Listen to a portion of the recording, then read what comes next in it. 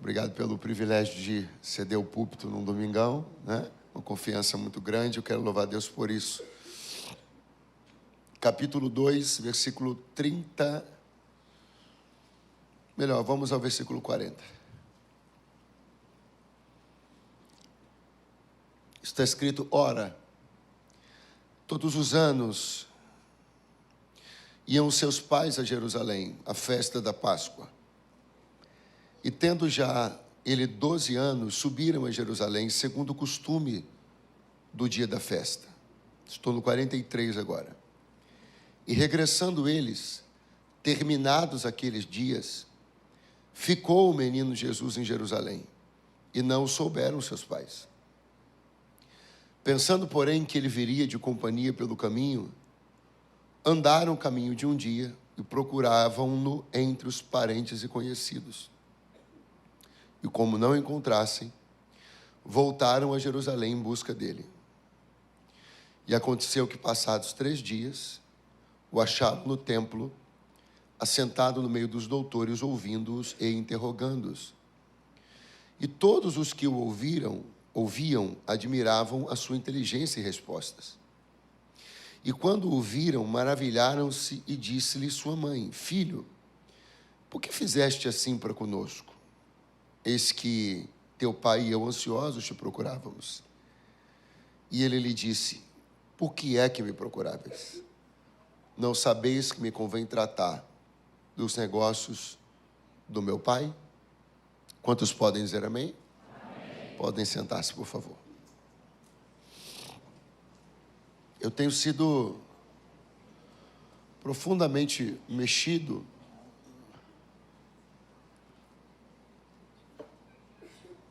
abençoado, confrontado por essa palavra, que eu lembro de ouvir algumas canções que foram baseadas nessa história, e também algumas mensagens. E recentemente o Senhor me levou a olhar carinhosamente para essa história bíblica novamente. É claro que nunca foi novidade para Maria que ela não gerava um menino comum. Embora houvesse certa normalidade no processo da gestação, mas a concepção foi absolutamente sobrenatural, e isso fazia com que tudo fosse diferente, mas ao mesmo tempo, quase tudo também era um pouco normal. Entre a normalidade e a sobrenaturalidade, foram passando-se os meses da gestação de Maria. E quando Jesus nasceu, e os seus primeiros meses e anos de vida, eu penso que Maria tinha uma certa dúvida, guardava um certo sentimento.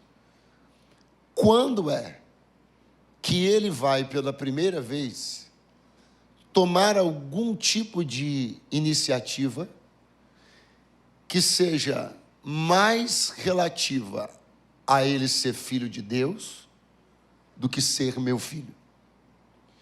Quando é que ele vai fazer alguma coisa que penda mais para o seu lado divino do que para o seu lado humano? Eu imagino que Maria deva ter ficado com essa expectativa. E nesse dia aqui, me parece que foi o dia onde isso aconteceu. Aonde Jesus foi mais divino que humano. Aonde ele foi mais Deus do que um menino de 12 anos, filho da Maria e do José. Porque ele age com autonomia, ele age com poder de decisão, e isso não é uma coisa que dissesse respeito ao comportamento de um menino de 12 anos. Sim ou não? Você concorda com isso? Então, aquela relação entre Maria e Jesus, ela sofre um impacto, eu vou chamar de um susto, quando ela percebe que ele começaria a agir como Deus. O evangelista Lucas usa uma expressão, ele diz assim, todos os anos. Essa expressão marca uma rotina, traduz uma rotina, diga comigo, rotina. Então, Lucas está falando da rotina de uma família de Nazaré. Uma família de Nazaré que atendia corretamente as suas obrigações como uma família judia.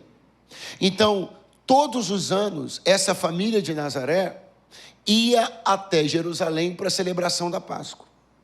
Isso aconteceu no ano 1, 2, 3, 4, 5, 6, 7, 8, 9, 10 e 11. Isso o quê? Alguma coisa mais ou menos assim. Maria arrumava as coisas de Jesus, José arrumava as suas próprias coisas, José chamava Maria, Maria chamava Jesus, aquelas coisas de família, né? Vamos embora. Arrumavam, saíam, iam até Jerusalém, participavam da festa da Páscoa. Quando a festa terminava, eles voltavam para Jerusalém. Repita comigo, iam juntos, voltavam juntos.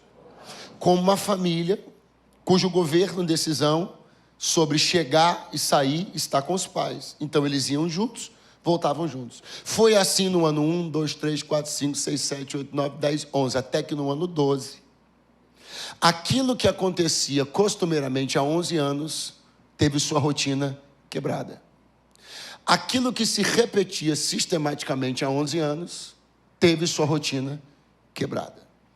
Aquilo que Maria e José já estavam acostumados a ver, sempre acontecendo e se repetindo da mesma maneira, aconteceu de um jeito diferente. Não porque Jesus teve um surto de rebeldia, mas porque ele simplesmente agiu como Deus. Deixa eu dizer uma coisa para você. Vão passando os anos, vão passando-se os meses, e de alguma maneira a gente vai formatando um pouco da forma como nós entendemos que devam ser as coisas. Então eu levanto assim, eu vou para lá, eu vou para cá, eu faço uma oração assim, Deus provavelmente me responderá assim. E a gente vai formando uma rotina, um cotidiano, que vai se repetindo. Só que existem momentos onde essa nossa relação, ela precisa levar um choque. Ela precisa de um susto. Existem momentos que Deus precisa nos lembrar que Ele não está na nossa vida como nosso filho, está na nossa vida como nosso pai. Só que para isso, a gente vai ter que ter alguns sentimentos envolvendo essa experiência. Achar que perdeu alguma coisa, tomar certos sustos, passar por algumas correrias, suar um pouquinho frio, mas no final nós vamos descobrir duas coisas. Ele está sentado no lugar de governo, controlando tudo, nós nos desesperamos, ele não se desespera, e tudo isso foi só para mostrar que não é como a gente quer, é do jeito que ele quer fazer. Quem pode dizer graças a Deus? Pega a mão de alguém que está do seu lado e diga para ele assim, ó, estou profetizando que esse ano, profeticamente, é o ano 12 na sua vida. Ele vai mexer na sua rotina, vai fazer o que não fez nos 11 anos anteriores, vai quebrar a sua rotina, vai se revelar de um jeito que você não conhecia, vai dar uma mexida nessa relação. Estava tudo muito mais ou menos, mas ele vai sacudir as coisas. Oh, aleluia! Todos os anos.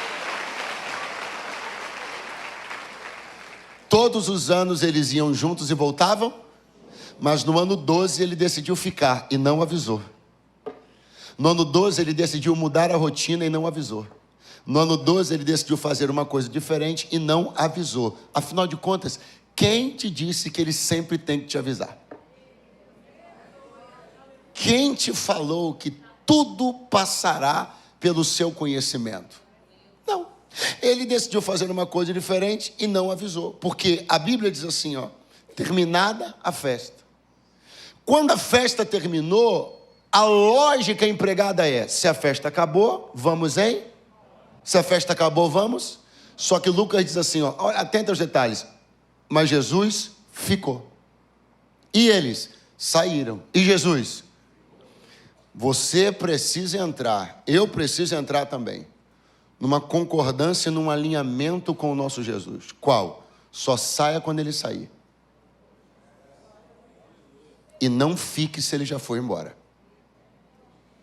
Quando nós entendemos que a gente só deve sair quando ele sai e não quando supostamente uma coisa terminou. Porque supostamente e efetivamente até a festa tinha terminado, mas Jesus decidiu ficar. Calendários humanos podem dizer que acabou, mas e se ele disser que não acabou ainda? Quando eu e você temos uma experiência real com Jesus, nós entendemos que Ele está dominando sobre os calendários. Não dá para dizer que tinha alguma coisa errada aqui, não tinha nada errado. De fato, a festa da Páscoa tinha um dia previsto para terminar.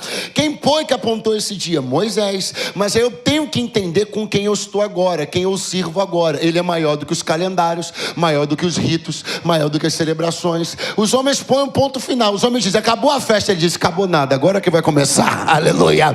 Pega a mão de alguém que está do seu lado, diga para ele, não vai ter desencontro entre você e o teu Senhor. Se ele ficar, você não sai, e se ele sair, você parte logo atrás. Ele é meu ponto de referência.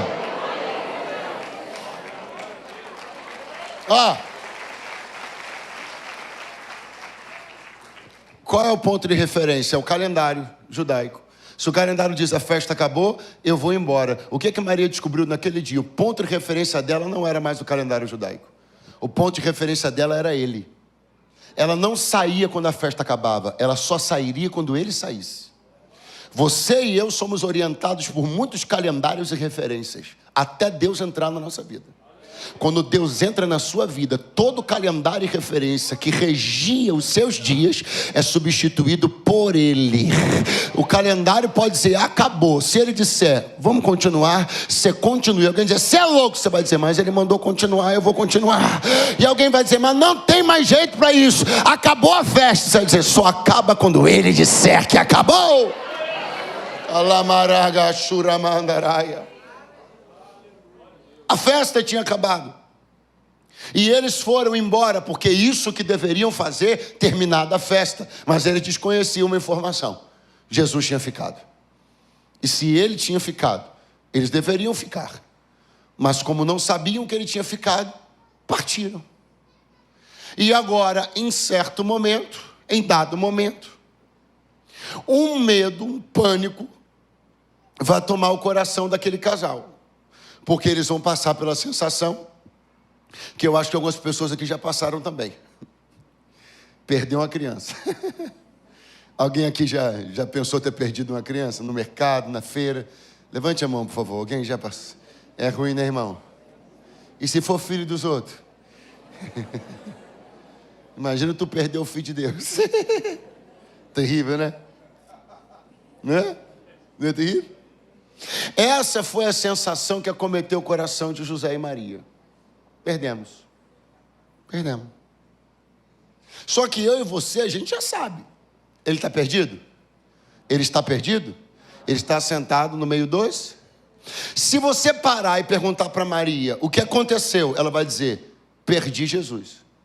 Se você for lá para Jesus e perguntar para ele, você está perdido? Ele vai dizer, não. Mas se você perguntar para ela o que aconteceu, ela vai dizer, perdi.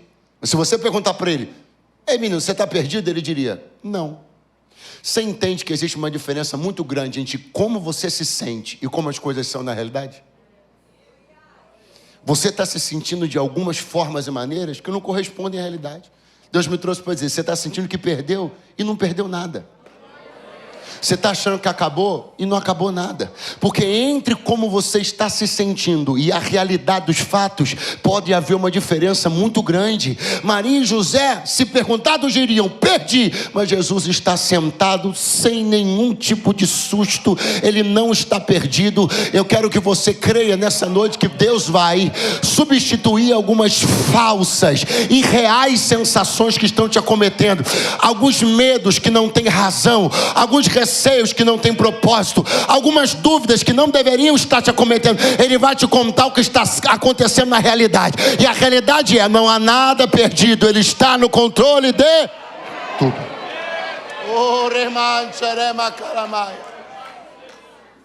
Não há nada perdido. Agora, as pessoas que falaram aqui que quase perderam, ou tiveram por algum tempo a sensação de ter perdido filho de alguém, sabem que essa é uma parte muito aflitiva da história. Porque como é que você explica que perdeu? A explicação é uma das partes mais difíceis. Perder dói. Tanto quanto perder, dói ter que explicar como foi que você perdeu. Tem gente me ouvindo hoje aqui que está doendo a perda. Mas dói tanto quanto cada vez que te perguntam: cara, como é que isso aconteceu? Tá ruim, tá sem dinheiro, né? Mas pior ainda é quando alguém olha na tua cara e te pergunta: cara, mas como é que você conseguiu quebrar? Porque é muito difícil ter que explicar um cenário. E não bastasse ter que conviver com o cenário, a gente ainda tem que explicar como foi que aquele cenário aconteceu. Agora, sobre algumas coisas, não todas, mas sobre algumas coisas eu preciso dizer algo aqui esta noite. Você precisa tirar das suas costas essa responsabilidade de ter que explicar. Porque se nós formos olhar friamente, a gente vai dizer assim, Maria perdeu o filho, Maria e José perderam o filho na viagem. Mas só que a gente sabe que não era isso que tinha acontecido. Jesus tinha tomado um comportamento, uma postura de Deus. Vamos de novo. Eles tinham perdido, eles foram irresponsáveis. Não. Jesus estava sendo Deus. Vamos de novo. Os pais foram irresponsáveis ou Jesus estava sendo? Os pais foram relapsos ou Jesus estava sendo? Então existem coisas que você acha que perdeu por irresponsabilidade. Existem coisas que aconteceram que você está se ocupando. E Deus me trouxe para dizer: eu só estou sendo. Tem coisas na tua vida que só deu essa reviravolta toda. Não é porque Deus só está sendo Deus. Mas é estranho de verdade a gente perceber um momento onde Deus é Deus. Não daquele jeitinho que a gente achou que as coisas seriam românticas, sob o nosso domínio, sob o nosso controle. A gente orientando tudo. Aí tem uma hora que ele bagunça a nossa rotina toda. A gente acha que é de um jeito, descobre que é de outro. Uma confusão terrível. E alguém vai dizer: fulano, você é muito irresponsável. Você vai dizer: não. Deus só está sendo Deus na minha vida. Deixa Deus ser Deus. Nem tudo você tem que explicar. Você nunca vai conseguir, Maria, explicar para a tua vizinha como é que o menino de 12 anos decidiu ficar em Jerusalém. Ela não vai entender. Da mesma maneira, você também e eu não vamos conseguir explicar para essa sociedade o que é um Deus que não pode ser visto, não pode ser tocado, mas ainda assim tem autonomia, soberania e grandeza para ser Deus.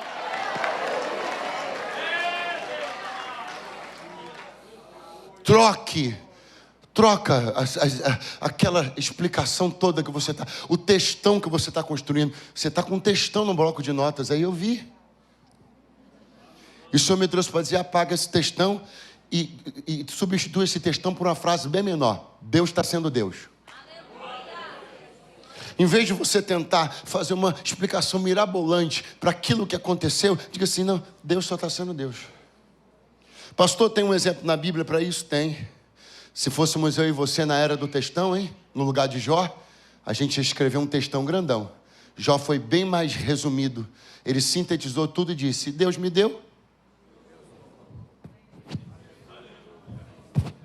Ou seja, Deus só está sendo. Diga para o seu vizinho ou vizinha, diga: deixa Deus ser Deus. E se os vizinhos não entenderem, deixa Deus ser Deus. E se os familiares não entenderem, deixa Deus ser Deus. Da mesma maneira que Maria não poderia esperar da sua vizinha, que já tem a gravidez antes do casamento dela engasgada na garganta, que estava doida para arrumar uma confusão, chamar ela de responsável. Maria não pode achar que conseguiria explicar uma coisa dessa para a vizinha. Você imagina, depois que acharam Jesus, aquela coisa toda, aí chegando lá em Nazaré, a vizinhança toda alvoroçada: ele é irresponsável. Ela e o marido dela. Mas também casaram tudo estranho, de uma hora para outra, ela já estava grávida, essa família é muito esquisita, hein? Aí pensa na Maria batendo na porta da vizinhança: não, deixa eu explicar para a senhora, dona Maricota, porque eu lhe tenho alta consideração. Não é o seguinte, não é porque eu fui responsável, é porque esse menino de 12 anos, ele é uma concepção do Espírito Santo no meu ventre. Na verdade, eu não tive relações sexuais nem com José, nem com ninguém, mas o anjo Gabriel apareceu para mim e... Meu irmão, poupa esse esforço. Teus vizinhos, familiares, a quem a graça de Deus não se revelou, a quem o Senhor não tirou as escamas dos olhos, eles não vão entender que Deus só está sendo... Machandorébia! Aleluia!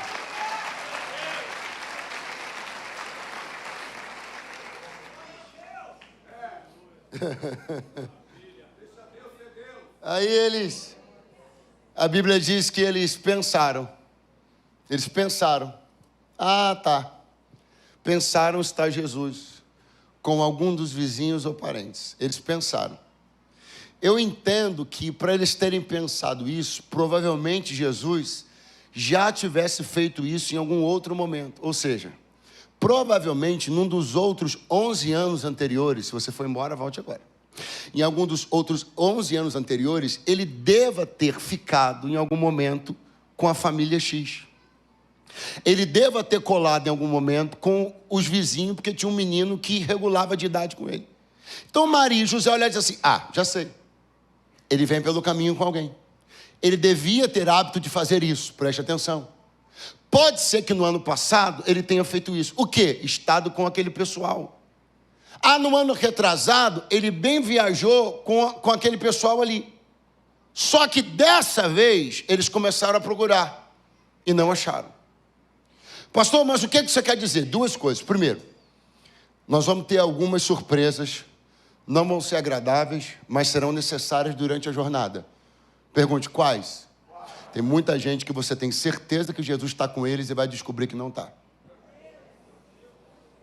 Porque Maria olhou para José, José olhou para Maria e disse assim, já sei, ele deve estar com a fulana. Quando chegaram lá, não estava. Não, mas com aquela família ali, crente como são, Jesus está lá. Quando chegaram, também não estava. Nós vamos percorrendo casas, famílias, onde nós nutrimos a certeza que Jesus está e nos desapontamos ao descobrir que ele pode até ter estado no ano passado, mas esse ano não está mais. Porque a presença de Jesus com alguém é dinâmica, ele não assinou contrato com ninguém. Ele só vai estar enquanto a presença dele for devidamente recebida e honrada. Você e eu ainda vamos nos assustar um pouco ao perceber que pessoas com as quais Deus esteve em 2023 não está mais em 24. Gente que Deus usava em 24, mas não vai usar mais em 25. E eu e você temos que parar de nos orientar por tradições e começar a atualizar as nossas informações. Pergunte para Deus se ele ainda anda com quem você pensa que ele anda. Pergunte para Deus se ele ainda está com alguém antes de você submeter sua vida, sua casa a essa pessoa. Pergunte para Deus, para além dos trejeitos, para além da performance. Pergunte para Jesus se ele ainda anda com as pessoas que você pensa, porque você pode ter conhecido alguém muitos anos atrás ou poucos anos atrás e Jesus andava com ele, mas em 2 anos muita coisa muda, em 1 ano muita coisa muda. Não se oriente pela tradição nem pelo lastro. Pergunte para Deus a informação atualizada, em que casas ele ainda está, em que ministérios ele ainda é glorificado, aonde ele ainda tem lugar, para você não perder como José e Maria perderam um dia precioso da vida, procurando Jesus com quem ele não estava. Economize sola de sapato, economize dinheiro de Uber, de táxi, economize a gasolina do seu carro. Antes de você partir na certeza que vai encontrar Jesus com alguém, pergunte para ele se ele ainda anda com eles. Pode ser que você tenha uma surpresa, que não vai ser agradável, mas é melhor ter essa surpresa do que despender um caminho e uma energia para chegar em alguém e descobrir que com quem você pensava que ele estava, na verdade ele não.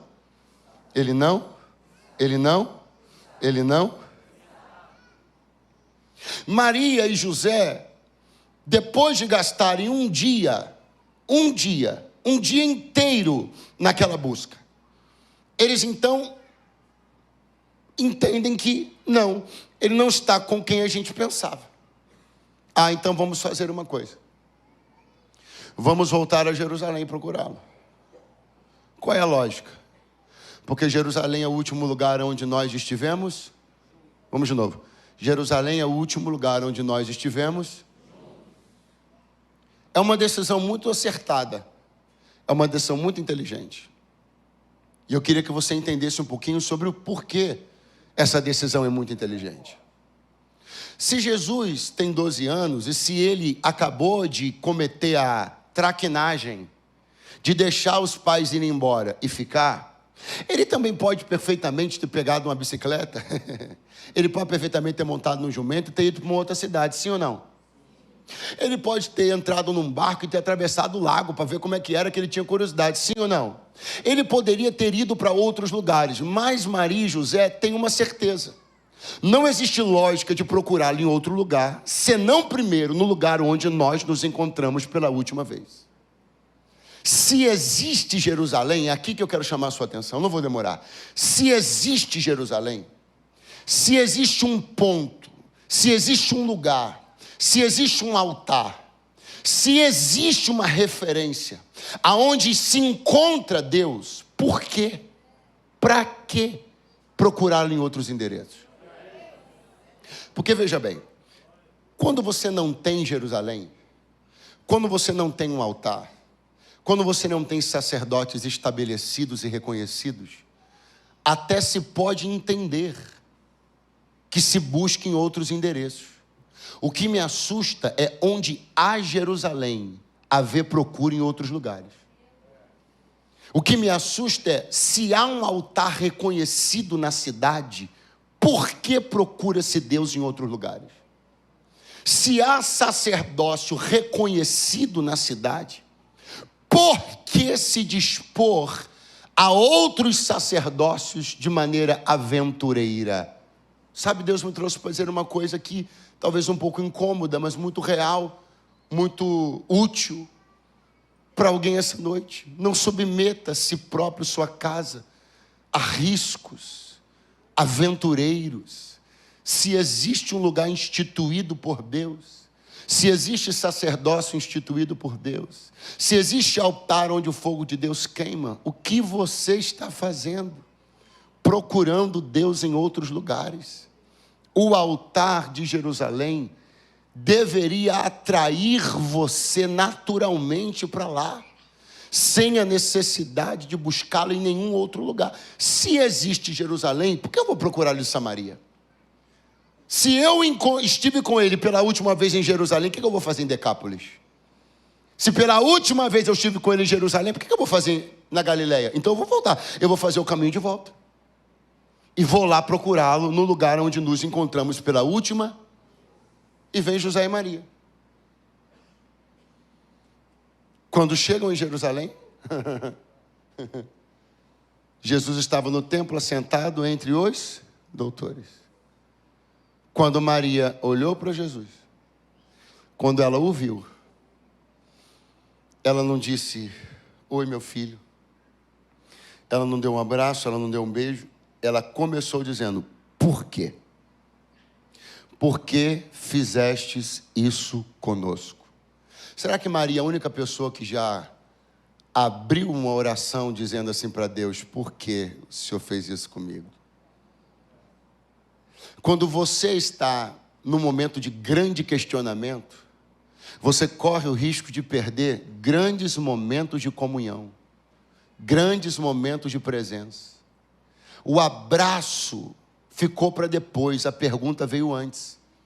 E Deus me trouxe para dizer, abrace primeiro, pergunte depois.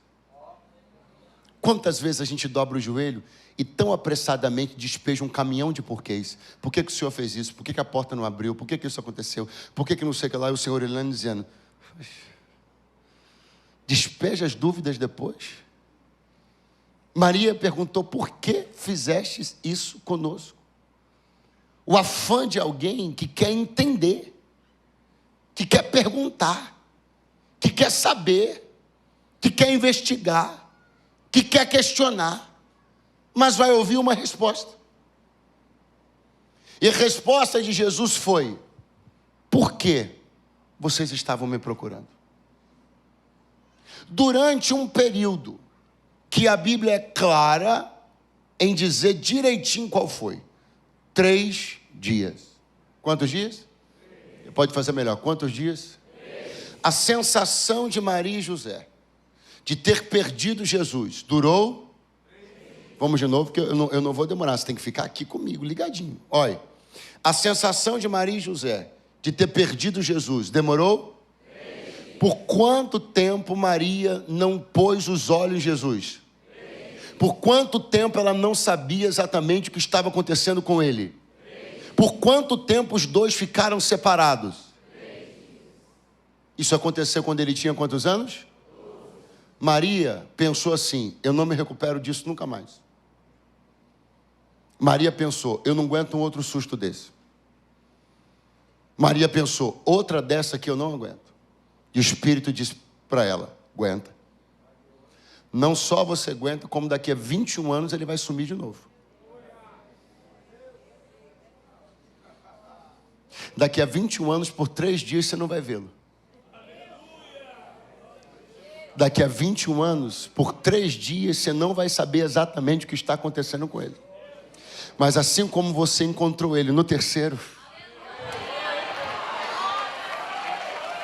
daqui a 21 anos, você vai encontrá-lo no terceiro de novo.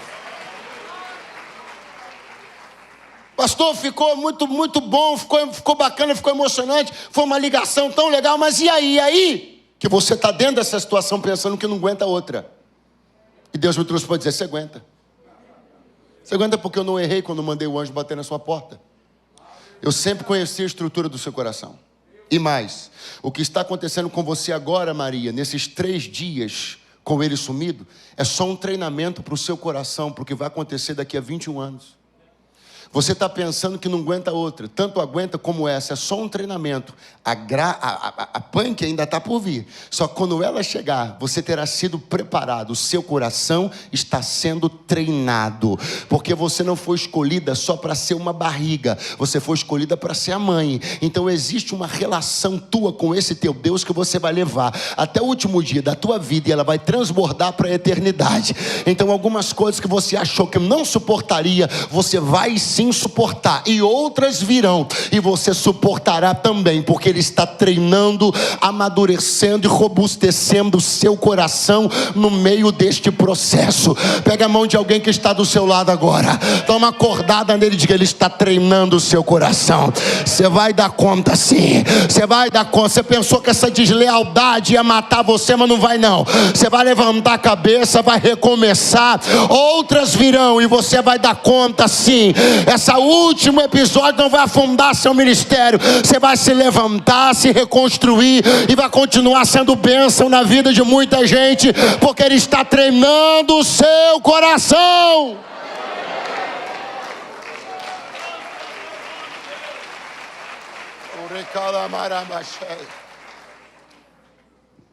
Quantas vezes a gente já pensou que não conseguiria sair de uma situação? Saiu, entrou em outra maior, deu conta ainda, e está aí vivo. Porque um coração treinado num susto é um coração que lida com muita sabedoria e poder com outras situações maiores e mais graves. Maria tinha perdido Jesus, sim ou não? Sim ou não? Não. Foi um susto, foi uma impressão. Algumas coisas aconteceram só para dar uma treinada no seu coração, só para ver como é que a coisa está. Daqui a algum tempo, desafios maiores estarão diante dos teus olhos, e você vai olhar para trás e vai saber que em tudo Deus já vinha trabalhando você para lidar com todas estas coisas. Quem diz amém, por favor? Quem diz amém? Ela vai olhar para ele e vai dizer assim: por quê? Por que você fez isso com a gente? Jesus vai responder a pergunta fazendo outra pergunta. E eu tenho para mim que quando Deus nos responde a pergunta fazendo outra, sinal que a gente não fez uma boa pergunta. Ela vai perguntar para ele: por que fizeste isso conosco? E ele vai responder. Aí ela diz: por que fizeste isso conosco?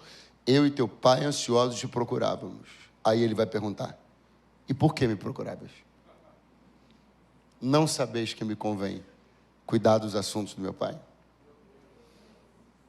Eu quero explicar um pouquinho isso para você, para encerrar. Ela veio com tudo, igual você e eu, a gente chega para Deus. Por quê? Estou cansado. Estou perdendo a saúde nisso.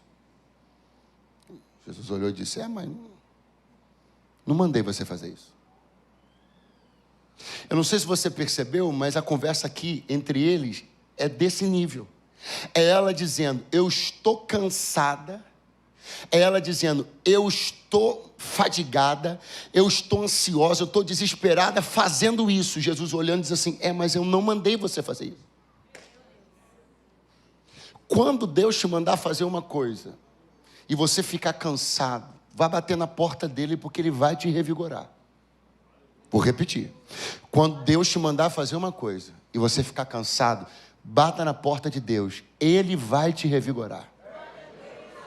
Agora, se você está fazendo uma corrida que ele não te mandou fazer, não peça para ele. Se você está cansado de uma jornada que ele não te mandou fazer, não vá lá bater na porta dele e reclamar cansaço de uma obra que ele nunca te mandou fazer. Eu preciso que você entenda que quando a gente bate na porta de Deus e diz assim: Senhor, o Senhor me mandou fazer isso, eu fiz. Olha o que está acontecendo. O Senhor me mandou fazer isso, eu fiz. Olha os inimigos se levantando. O Senhor me mandou fazer isso, eu fiz. Olha como eu estou sofrendo. Aí ele responde. Ele cuida dos que se levantaram contra você. Ele sara as tuas feridas.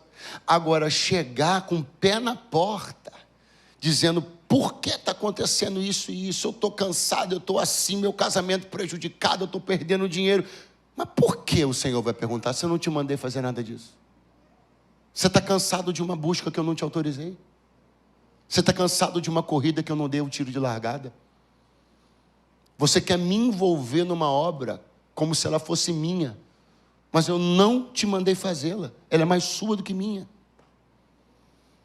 Eu sei que o glória a Deus, ele fica meio entalado, aleluia, fica meio querendo sair assim, mas não... Porque talvez o que você esperava, desejasse, era que eu dissesse para você que todas as vezes que você se cansar, ele vai te revigorar. Mas se ele fizer isso, ele vai estar te autorizando a continuar se cansando por aquilo que não vale a pena. Então nem sempre Deus revigora o cansaço. Porque não revigorar o cansaço é um jeito dele fazer você rever pelo que você está se cansando. Então, se Deus sempre nos revigorasse, a gente ia continuar correndo de um lado para o outro, atrás de coisas que Ele não mandou, fazendo coisas que Ele não mandou, realizando obras que Ele não mandou, caçando problema que Ele não mandou, se metendo em situações que Ele não mandou, travando guerras que Ele não mandou, acomodando dentro da nossa casa gente que Ele não mandou. Então Ele me trouxe para dizer: eu tenho que te dar umas respostas meio tramontina, para ver se você entende que você tem que se cansar por aquilo que eu te mandei. Porque quando eu te mandar, bate na minha porta, Senhor, na tua palavra está escrito que os que esperam no Senhor renovarão as suas forças. Você vai levantar do joelho renovado. Agora não venha com o pé na porta exigir de mim respostas por buscas que eu não mandei você fazer. Mas eu e teu pai, ansiosos, preocupados, estou ficando de cabelo branco, aí eu quase infartei porque eu estou procurando. E quem foi que mandou você me procurar? Você não deveria estar fazendo isso. Você deveria saber que a mim me compete agora cuidar dos negócios, ou seja, dos assuntos do meu Pai. Jesus está dizendo: Maria, só corra se eu te mandar correr. Maria, só gaste sua energia e saúde naquilo que eu te ordenar gastar. Porque se você fizer isso apenas por projetos que você acha, não bata na minha porta me pedindo revigoramento de um cansaço que eu não te mandei se cansar. Pastor, e como é que acaba essa noite? Assim. Assim? É. Se o mosquito voar, a gente vai ouvir? Vai. Porque eu queria muito que você mastigasse isso e saísse daqui disposto a não verter mais uma gota de suor por coisas que não estão no coração de Deus para você. Porque existe o caminho óbvio, existe aquele que em tese, mas eu tenho que ir. Todo mundo está indo. Bom, mas todo mundo está correndo naquela direção. Mas todo mundo está empreendendo esse tipo de negócio. Mas todo mundo está saindo para a cidade X. Mas todo mundo está indo fazer intercâmbio ali. Todo mundo está indo. Eu não vou por manada. Eu vou por direção de Deus. Eu não corro para onde a manada está correndo. Eu corro para onde Deus me manda correr. E se eu correr para onde Ele me mandar e eu me cansar, Ele me revigora. Se eu correr para onde Ele me mandar e eu me machucar, Ele me sara. Se eu correr para onde Ele me mandar e qualquer situação se desestabilizar, Ele estabiliza. Agora, eu não posso bater na porta de Deus e me queixar de coisas que Ele nunca me mandou fazer. As ordens de Deus não se conflitam, nunca, jamais. Elas sempre se harmonizam e se complementam. Se Deus uniu para o homem e o homem não pode separar, você acha que Deus vai mandar alguém empreender uma jornada que destrua e desgaste seu casamento? Naturalmente que não. Então eu e você precisamos amadurecer no entendimento de que as ordens de Deus não se chocam. Se Ele mandar fazer, então faça. Se Ele mandar correr, corra. Se Ele mandar comprar, compre. Se Ele mandar vender, venda. E se qualquer coisa aparentemente der errado, vá aos pés dele e pergunte: Senhor, por quê? Ele vai te responder, vai te aliviar, vai te restaurar, porque debaixo da direção dele, ele te garante. Pega a mão de alguém do seu lado e diga para ele: debaixo da direção dele, ele te garante. Se ele ordenar a viagem, ele garante o suprimento. Se ele ordenar a travessia, ele garante o vento favorável. Com as coisas que ele se mete, ele garante. Fique de pé nessa noite. Diga glória ao Cordeiro de Deus. Fique de pé do seu lugar. Tudo aquilo que ele fizer, ele garante. Toda ordem que ele der, ele garante. Todo mar que ele te mandar parar em frente, ele abre. Vou tentar de novo, hein? Todo mar que ele te mandar parar na frente, ele abre. Todo Jordão que estiver num caminho que ele te mandou fazer, ele rasga no meio. Toda cidade fortificada por muralhas que ele tiver te mandado conquistar, ele as derruba. Ele garante as coisas que ele se envolve. Ele não é homem para que minta, nem filho do homem para que se arrependa. Então vai recebendo a paz de quem está fazendo o que Deus mandou fazer. Vai recebendo o sossego de quem está fazendo o que Deus mandou fazer. Quem está sob as ordens de Deus não se perde. Quem está sob as ordens de Deus não se confunde.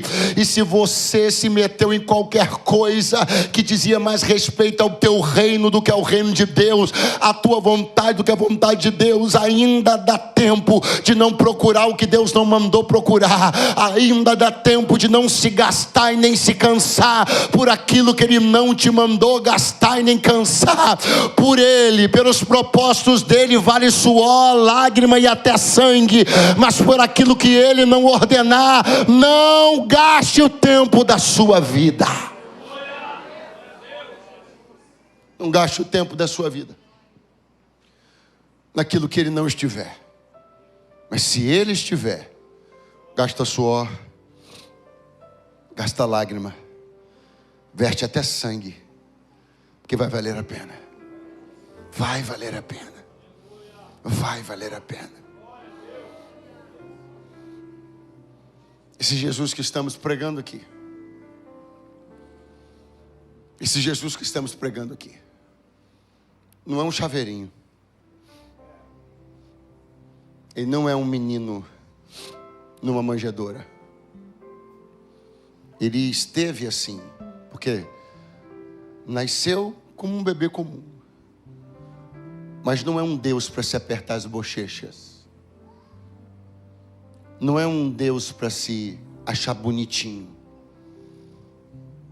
Quem Ele é para esta igreja é o Deus dessa igreja. É o Senhor dessa igreja. é aquele que aonde quer que Ele mandar, iremos. E o que Ele ordenar, faremos. Não existe tanto romantismo no Evangelho. E graças a Deus que não.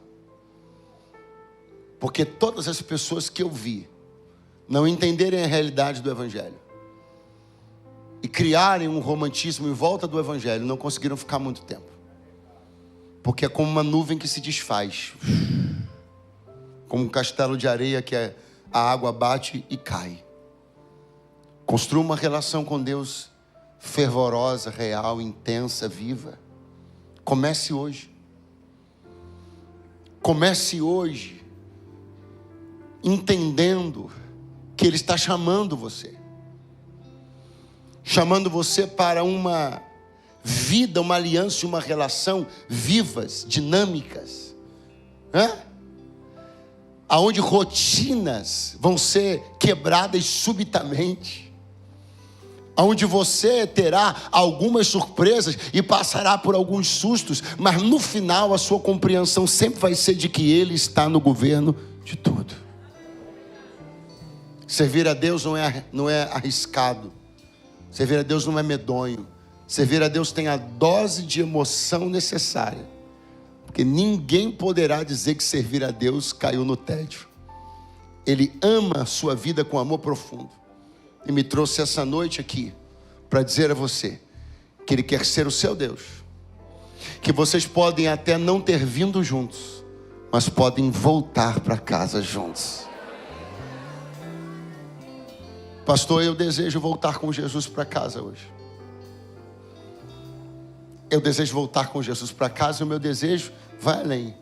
Eu desejo que no próximo culto, daqui a alguns próximos cultos, eu esteja aqui com mais gente, esteja aqui com os meus parentes, esteja aqui com os meus amigos, e que juntos nós saiamos de casa para vir para cá com Jesus, e acabe o culto, a gente volte para casa com Jesus, e a nossa rotina vai sendo sempre assim, acompanhada por Ele, acompanhada por Ele. Hoje, quem está em casa, você não pode decidir por quem está lá, mas você pode decidir por você. Decida por você. Seja você a primeira pessoa a se levantar. Depois Deus fará outras coisas com outras pessoas. Mas preocupe-se agora com você. Porque a salvação, você já deve ter ouvido isso, ela é individual. Pastor, eu entrei esta noite aqui. E eu quero sair daqui com a presença de Jesus no meu coração. Eu quero entregar a minha vida a Ele pela primeira vez. Se você deseja isso, se no teu coração você sente um tipo de movimento, de comoção que não é parecida com os finais de filme que você assiste, é alguma coisa diferente, gerada por uma força diferente. Não é apenas a música construída para o trailer do filme, não. É uma emoção gerada de uma forma diferente, por uma fonte diferente, e que atingiu um espaço, um setor da tua vida, que você não sabia nem que tinha. A Bíblia diz que a palavra de Deus é eficaz, vive e eficaz. Ela penetra na divisão da alma e do espírito. Que lugar é esse? Juntas e medulas, que lugar é esse? Quando foi que a ciência conseguiu apontar esse lugar? São espaços indivisíveis. É o Senhor dizendo, existem pontos da vida humana que ninguém conseguiu mapear, mas que eu deixei vulneráveis para que a minha palavra acerte exatamente lá. E quando as pessoas forem acertadas, elas saibam que aquilo ali é diferente de tudo que elas já viveram. Se você sente-se essa noite acertado num lugar da tua vida, da tua existência, que você jamais sentiu, se você deseja entregar a sua vida ao Senhor Jesus hoje, me dá um sinal com a tua mão onde você estiver agora. Eu quero orar por você. Tem 1, 2 pessoas lá na galeria. Vem aqui. Deixa eu apertar a sua mão e orar por você. 3 pessoas bem aqui no meio. Aonde você está? Aonde está a 4ª pessoa que decide hoje com Cristo esta noite? Pastor, estou afastado de Jesus e da igreja. Você quer voltar para a casa do Pai? Você quer voltar para a casa do Pai? Você se desencontrou com Jesus, né? Você foi embora e Ele ficou. Você quer se encontrar com Ele de novo? Quer selar esse encontro? com um abraço, com um choro. Quer? Sai do teu lugar, vem no altar agora. Aonde está você que está afastado de Jesus e da igreja e decide voltar para a casa do Pai hoje? Me dá um sinalzinho com a sua mão. Eu preciso saber que você está vindo para eu esperar você. Com todo prazer eu farei isso. Eu vou esperar você. Me dá um sinalzinho com a mão. Alguém afastado de Jesus e da igreja quer voltar para a casa do Pai hoje? Mais alguém que pela primeira vez decide entregar a vida para Jesus?